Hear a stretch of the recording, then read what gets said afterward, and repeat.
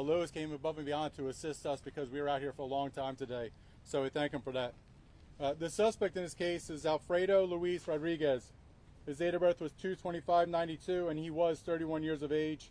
And the location was right up the street at Ruth Avenue and 301. This morning, the Tampa Bay Marshals Task Force assisted. They were called out because Mr. Rodriguez had a couple warrants: an active felony warrant, Pasco County, for criminal mischief, an active Hillsborough warrant for VOP out of grand theft out of Hillsborough, and probation for grand theft in another location. But the primary reason was he was a suspect in a homicide. And so because of those warrants, we wanted to bring him in, and the agencies that were involved wanted to talk to him about the homicide that he was possibly involved in. Arrested, he had a long history. He was arrested for resisting with violence, battery, hit and run, DUI, and leaving a scene of a crash. So this is somebody that's been involved in the criminal justice system for a few years. Around 6:45, the Pasco Sheriff's Office detective who was on the Marshals Task Force notified dispatch that he was going with the U.S. Marshals Task Force to the location to serve the warrants. The notified patrol, as they were going up, they go to the door, they knock on it, and the suspect's girlfriend answers. They quickly take her from the scene. She's pregnant. They wanted to get her out of there because they were afraid he was going to be violent, which their instincts proved to be right. Very shortly after, he starts firing rounds at the task force. At that time, a member of the Tampa police officer who was on the task force returned fire. Pasco Patrol starts hearing this over dispatch. They start arriving on scene. The suspect then continues to fire rounds. At one point, a Pasco deputy returns rounds on the suspect. So this just leads to the very beginning. This is still 7-something in the morning when this is going on. As this is going on the rest of the day, our members go out there, our SWAT team gets activated, hostage negotiation gets activated. All these agencies you see here today put forth all the effort we can for a peaceful resolution. And these type of things, I get it. We can be cowboys and run in there, but that's not what we were supposed to do. We were trying to find a peaceful resolution because what we did not want is one of our members shot. What we did not want was one of our canines shot. And what we wanted to do was find a peaceful resolution to this situation. The other one too is we very quickly, while this is going on, was remove the citizens in the area that we felt were at risk. Because you never know where those rounds are going. Those rounds don't have names on them, and they could hit anybody. So we wanted to make sure they were safe. So as this day was going on, our tactical team went out there, hostage negotiation, our drones, everything we could utilize to have a peaceful resolution. So we were going through this methodically, and the suspect was talking to us throughout the time. He was on and off the phone, so we know that in the beginning he not inclined to us at all, that he had been shot, no injuries. He was talking to us.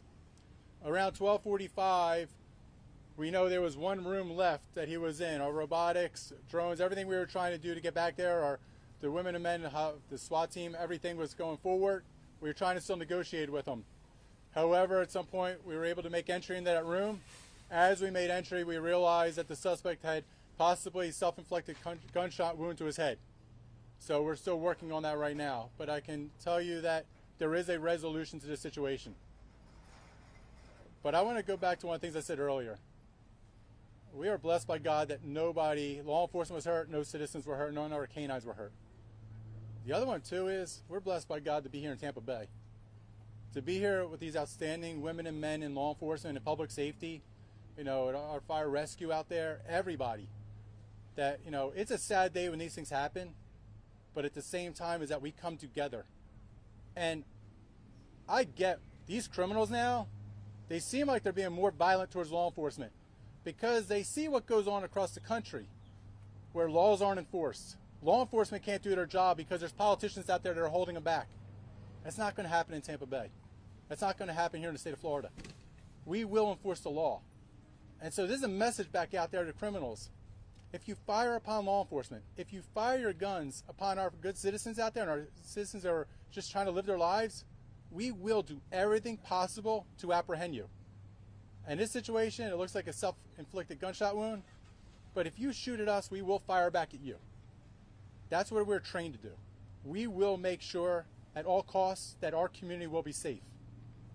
And that's what all the women and men up here that we will defend, is the fact that we will not be like other areas of the country where criminals run those neighborhoods, in our community, in our state, we're going to make sure law enforcement and good citizens still run our communities. So with that being said, I want to bring up Mark Brutinell, the Special Agent in charge of FDLE. Thank you, Sheriff. As Sheriff said, Mark Brutinell with FDLE here in Tampa. Pursuant to a mutual aid agreement that we have with the Marshals Service, we are here conducting a criminal investigation into the use of force, deadly force, by a member of the Tampa Police Department and the Pasco Sheriff's Office.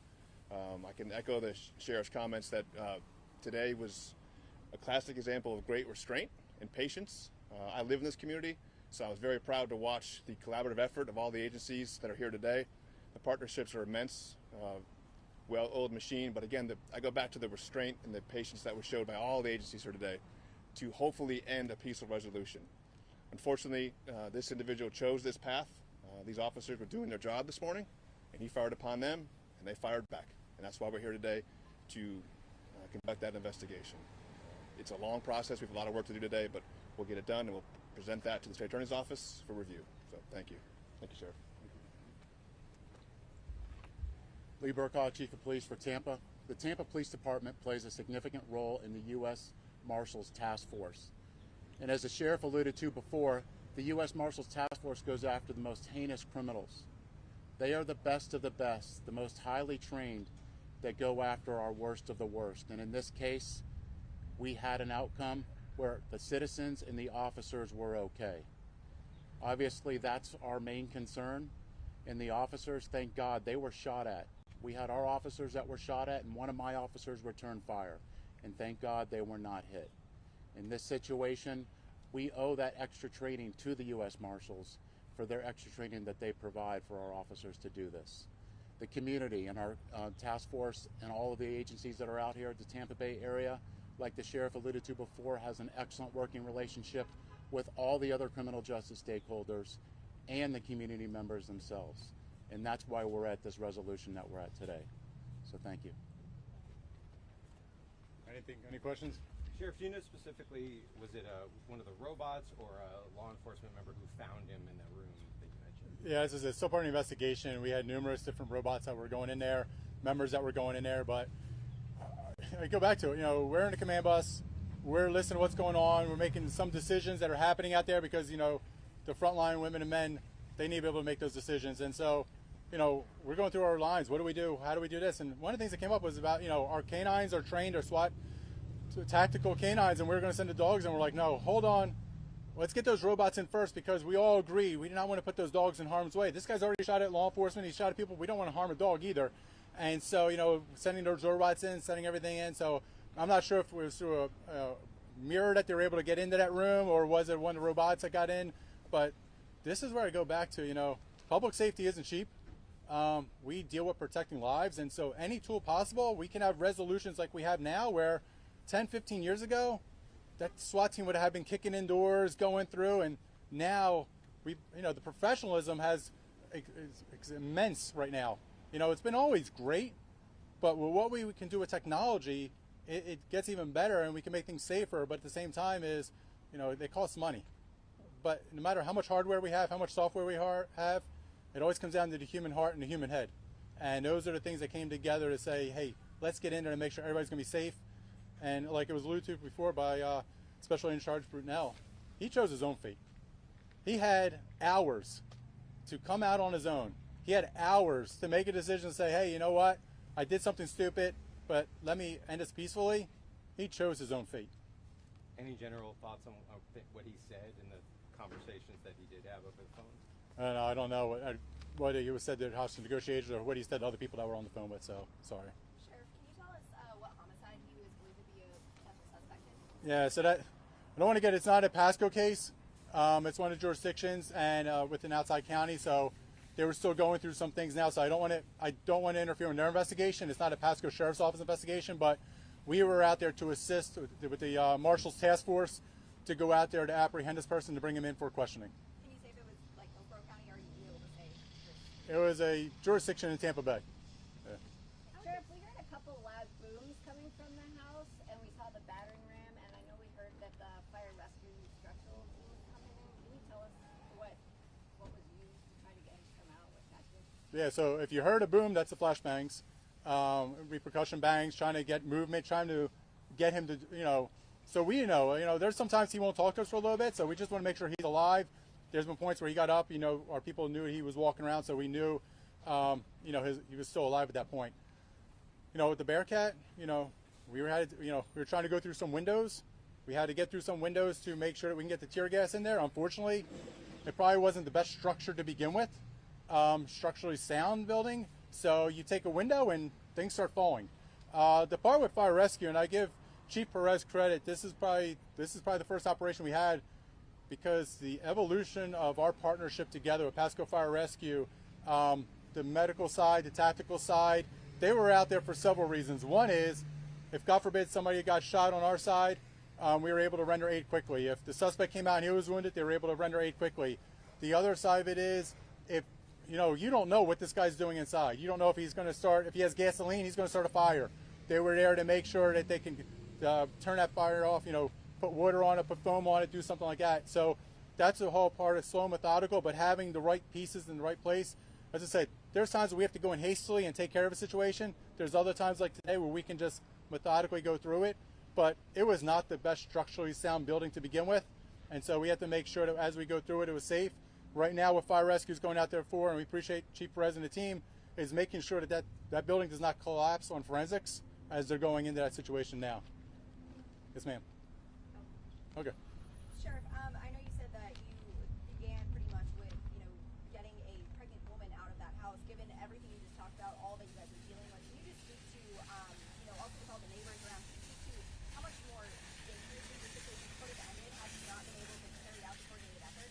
Yeah, and it goes back to the point that this guy was shooting rounds out the window at anything that moved. And so it wasn't like he shot at us at one point and then it kind of ended. This guy was continuously shooting at us for a long period of time. And so that's why we have to go out there to get those neighbors and say, get out of that situation, it's not safe. And so 100% with those homes out there, you don't know what one round goes. You don't know who's walking their dog, what kid could be standing on a school bus. You don't know those things. And that's why all these situations are extremely scary for our citizens out there, for ours, and as I said, we train, all of us, all our organizations, we train for these bad days all the time, because think about it, it was a violation, VOP for grand theft. Yes, he was a suspect in a homicide investigation, but when you hear the initial charges, people just knock on the doors, and there's nothing routine, but at the same time, it's, hey, just come out and talk to us. I can imagine the task force members do this all day long. They go pick up people all day long. The one time they fire on us, this is why we have to spend hours and hours on training for that one time when that person does fire upon us, that they can respond, proficiently and the excellent way they did today. We talked to several neighbors that were displaced during this. Do you know how many people were removed from their homes in the area? I apologize, I don't know exactly how many.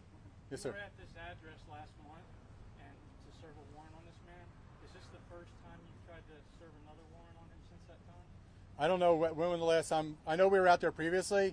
I'm not sure between that time and this time if this is the first time we make an interaction with him, but you know what? Who knows what? You never know what's in his mind, and now we never will, as to what he thought we were going for today. Maybe he was the prime suspect in a homicide and now he thought the walls were closing in on him. Maybe there was other crimes that he was involved in that he didn't know and he thought we knew. So you don't know how people react, and a month is a long time in law enforcement.